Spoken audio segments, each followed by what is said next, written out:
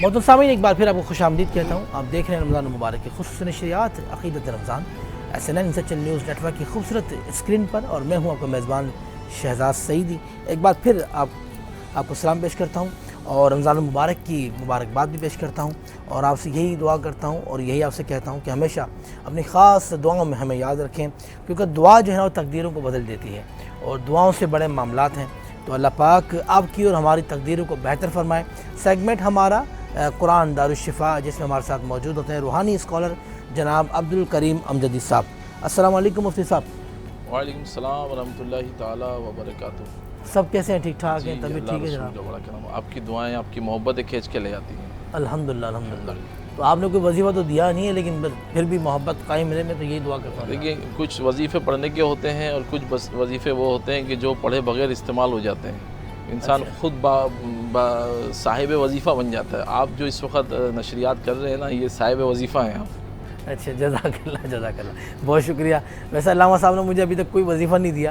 میں چاہوں گا قبلہ سے کوئی وظیفہ لوں اپنے لیے، بس اللہ پاک کرم فرمائے. اچھا جناب، میں چاہتا ہوں سوالات سے پہلے ہم ایک نعت کو شامل کرتے ہیں، حضور کی بارگاہ میں پیش کرتے ہیں. جناب حمزہ علی قادری صاحب ہمارے ساتھ موجود ہے قبلہ. میں چاہوں گا حضور کی بارگاہ میں کوئی اچھا سا خوبصورت سا کلام پیش کریں.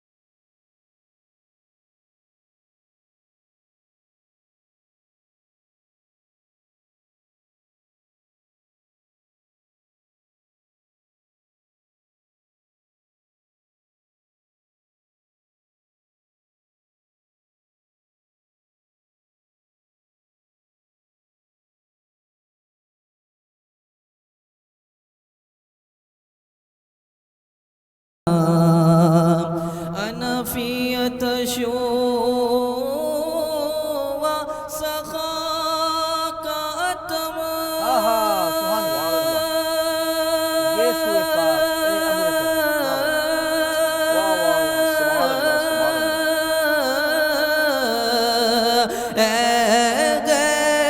سوئے پاک ابر کرم، سوئے پاک ابر کرم، برسن ہارے ریم جیم ریم جیم، برسن ہارے ریم جیم ریم جیم، دو بوند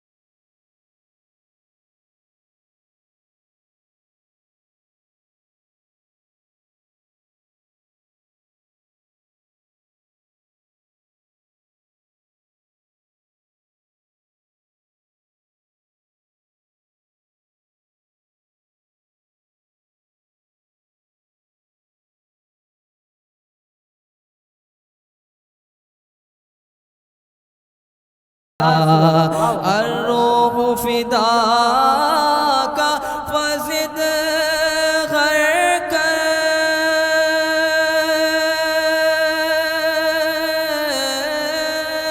واہ واہ واہ واہ واہ یک شعلہ دیگر بر زن عشقا، یک شعلہ دیگر بر زن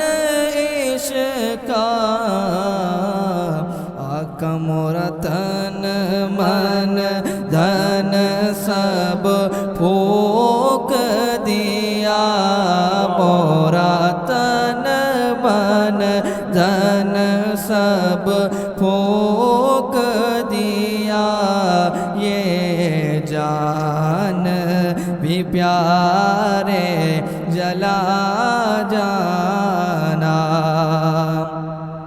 बस खामाए क्या बात खाम में नवाए रज़ा, वाह वाह वाह वाह।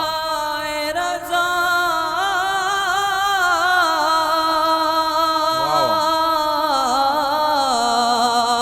नाये तर्ज मेरी नाये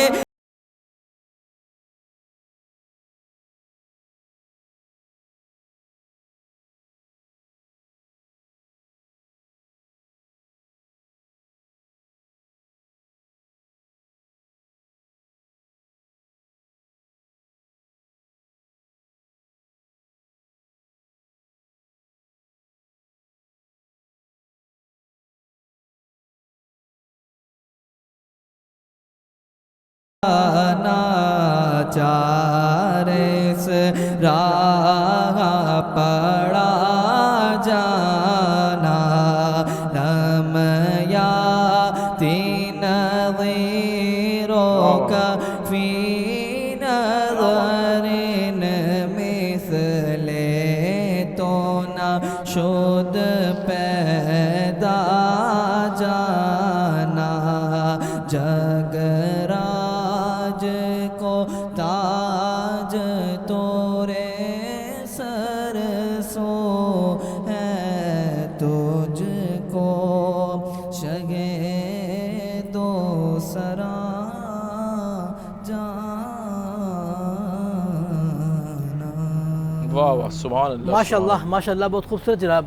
आला क्या हज़रत बात। का आपने कलाम पेश किया। कमाल आला है, हज़रत कमाल। आला इमाम हज़रत अहले इंशाअल्लाह। सुन्नत मुजद्दिद दीन व मिल्लत परवाना शम्मे रिसालत अलशाह अहमद रज़ा खां फ़ाज़िल बरेलवी अलैहिर्रहमा का लिखा हुआ कलाम जनाब हमज़ा क़ाज़ी साहब ने पेश किया। अल्लाह पाक इनके खुलूस को अपनी बारगाह में कबूल फरमाए। मैं आता हूँ हमारे सेगमेंट कुरान दारुल शिफ़ा, और जनाब आज हमने जो सवाल जो शामिल किए हैं वो बाहर पाकिस्तान से बाहर जो लोग रहते हैं, हमने कोशिश की कि उनके सवालात आज हम शामिल करें। हमारा एक भाई ये दुबई में वो रहते हैं और कारोबार करते हैं। वो कहते हैं कि अभी इस वक्त हालात बहुत कशीदा हैं, तो मुफ्ती साहब से पूछ के मुझे बताएं मुझे क्या करना चाहिए, इस वक्त रहना चाहिए दुबई में या मुझे चले जाना चाहिए अपने मुल्क।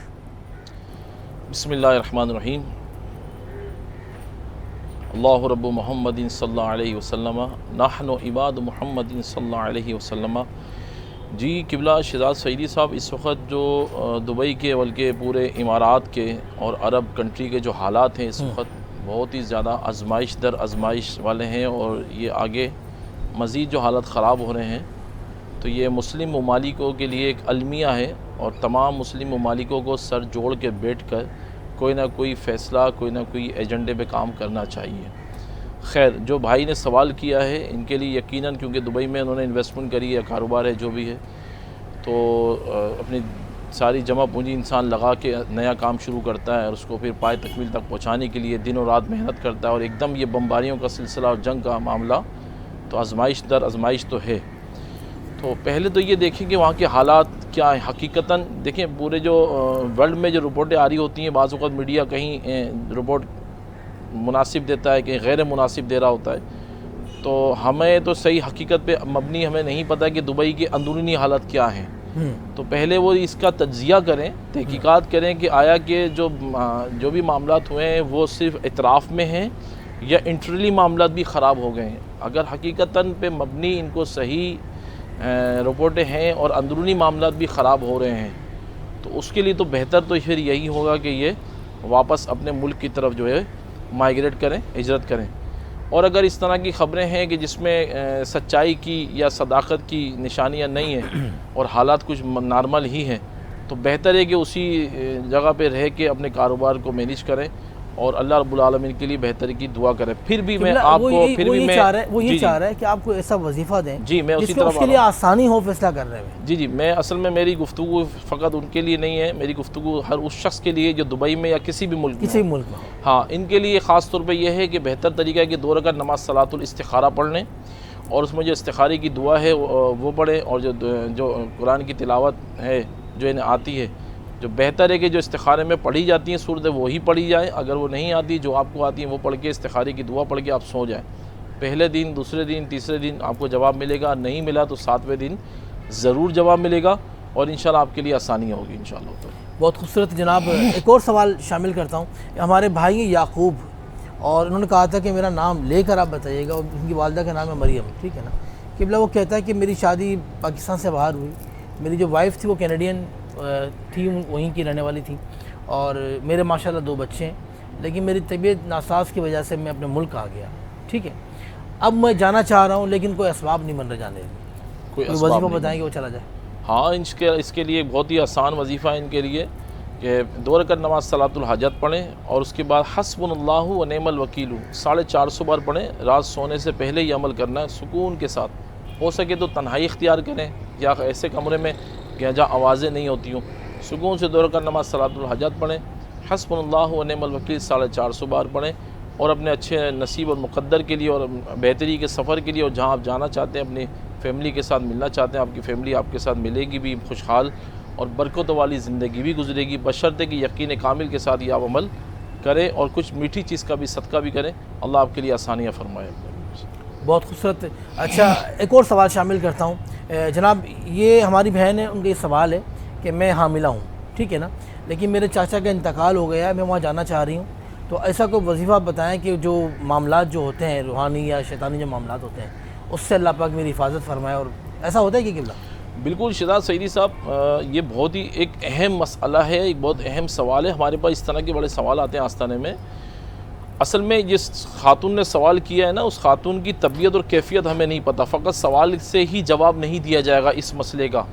اس مسئلے کے لیے اس خاتون کی کیفیت دیکھی جائے گی، اس کی طبیعت دیکھی جائے گی، اس کے ساتھ جو حمل کے جو ماں ہے وہ دیکھا جائے گا، اور اس کی جو ایکچول رپورٹیں ہیں، ماہر طبیب نے اس کے لیے کیا ڈائیگنوز کیا ہے، اس کی رپورٹوں میں کیا رپورٹ ہے، اس کو بلڈ کی رپورٹیں کیسی ہیں، ایکس رے کی رپورٹ، الٹرا ساؤنڈ کی رپورٹیں کیسی ہیں، اس کے مطابق اس کے جو نا اس کے لیے جواب دیا جائے گا. اگر اللہ تبارک تعالیٰ کی طرف سے یہ بالکل طریقے سے نارمل ہے اور بچہ بھی نارمل ہے تو یہ آیت الکرسی پڑھ کے اپنے پر دم کر کے جائیں تو انشاءاللہ کوئی بھی نقصان نہیں ہوگا. لیکن اگر خدا نہ خواستہ کوئی ایسی خواتین ہیں کہ جن کے ساتھ یہ معاملات ہوتے ہیں اور ان کے حمل ضائع ہو جاتے ہیں اور ان کے لیے تکلیف در تکلیف کا عمل ہے، یا ڈاکٹر ان کو بیڈ ریسٹ بولا ہوا ہے اور کسی بھی عزیز کے انتقال میں جانا چاہتی ہیں، اگر ان کے جانے سے بچے پہ افیکٹ پڑتا ہے یا ایک جان ضائع ہوتی ہے، تو میرا ان کے لیے ایک دوستانہ یا بھائیوں والا یا جو بھی آپ سمجھیں مشورہ یہ ہے کہ جان بچانا جو ہے ان پہ لازم و ملزوم ہے، اور اپنے جو بھی عزیز و قرابہ ان کے انتقال کر گئے اس کے لیے صالح ثواب کریں گھر بیٹھ کے. یہ زیادہ افضل ہے، نہ جائیں تو نہ جانے سے زیادہ افضل ہی ہے. لیکن اگر کہیں ایسا معاملہ ہوتا ہے کہ رشتہ داریاں قطع تعلق ہو جاتی ہیں، ایسا بھی ہوتا ہے معاملہ، تو اگر جانا بہت ہی زیادہ اشد ضروری ہو کہ جہاں رشتہ داریاں قطع تعلق ہونے کا ڈر ہو، تو پھر ایسی جگہ پہ جائیں کہ جہاں اصل میت کو نہ رکھا گیا ہو یا وہاں غسل نہ دیا گیا ہو. اچھا، تو بس اس جگہ سے تھوڑا سا اجتناب کریں جہاں پر غسل دے کے خوشبوئیں وغیرہ لگائی جاتی ہیں. اس جگہ پہ وہ خاتون جو حاملہ خاتون ہے، یا وہ خواتین جو کماری ہیں جن کی شادی ہونے والی ہے، یا وہ خواتین جن کے ساتھ اثرات کے یا جادو کے جنات کے معاملات ہوتے ہیں، بہتر یہی ہے کہ وہ اصلی اس جگہ پہ اصل جگہ پہ نہ جائے جہاں میت رکھی گئی ہے یا غسل دیا گیا ہے، یا جہاں سے اس راستے سے جہاں سے میت کو لے کے جایا جائے. یہ احتیاطی تدابیر ہیں کیونکہ ہمارے عقیدے اور اعمال کمزور ہے، اس لیے احتیاطی تدابیر کے تحت وہ ایسی جگہ پہ بیٹھیں جہاں ان کو کوئی افیکٹ نہ ہو، ان کے بچے پہ کوئی افیکٹ نہ ہو اور ان کی آنے والی زندگی میں کوئی مسائل پیدا نہ ہو. اللہ تعالیٰ اپنے حفاظت میں رکھے. آیت الکرسی کا ورد رکھے. خواتین خاص طور پہ ایسی جگہ جائیں تو آیت الکرسی ضرور پڑھا کریں. اچھا، ویسے بھی علامہ صاحب ہمیں کن چیزوں کا خیال کرنا چاہیے؟ اگر ہم گھر سے باہر نکلتے ہیں تو ظاہر ہے اس وقت تو ہم پوری رات باہر گھوم رہے ہوتے ہیں، ٹھیک ہے نا، ہمیں تو حکم دیا گیا ہے کہ رات کو سو جاؤ، ٹھیک ہے نا، لیکن ہم گھوم رہے ہوتے ہیں تو اپنی حفاظت کے لیے ہمیں کیا کرنا چاہیے؟ دیکھیں، مردوں کے حفاظت کے طریقے الگ ہیں، عورتوں کے حفاظت کے طریقے الگ ہیں. مردوں کے حفاظت کے طریقہ تو یہ ہے کہ جب اس کا تو کام ہی باہر ہوتا ہے، وہ تو باہر نکلے گا ہی روزی روزگار کے لیے، تک وہ تو حکم بھی اس کے لیے کہ روزی کے لیے باہر نکلو. رات کے وقت رات میں یا دن میں جب بھی اس کو موقع ملتا ہے کہ روزی کے لیے اکثر نکلتا ہے یا کسی میٹنگ کے لیے. ہاں، اگر وہ ایسی محبتوں میں کسی دوست کے ساتھ ملنے جانا جا رہا ہے تو مطلب عورت مرد کا تو ہے ہی باہر کا معاملہ زیادہ تر کما کہو تو وہ تو آیت الکرسی پڑھ کے جائے. عورت کی حفاظت کے لیے کیا ہے؟ عورت کے لیے حفاظت کے لیے سب سے مین چیز یہ ہے کہ اس کو وہ جو ہے نا شرعی پردہ کرنا چاہیے. شرعی پردہ کرنا، جی، سب سے بڑی حفاظت تو یہ ہے کہ جب خاتون شرعی پردہ کرے گی تو اللہ رب العالمین کے محبوب کریم علیہ السلام کے فرمان پر جب عمل کرے گی تو میرا رب چاہے گا تو فرشتوں کے ذریعے اس کی حفاظت فرما دے گا.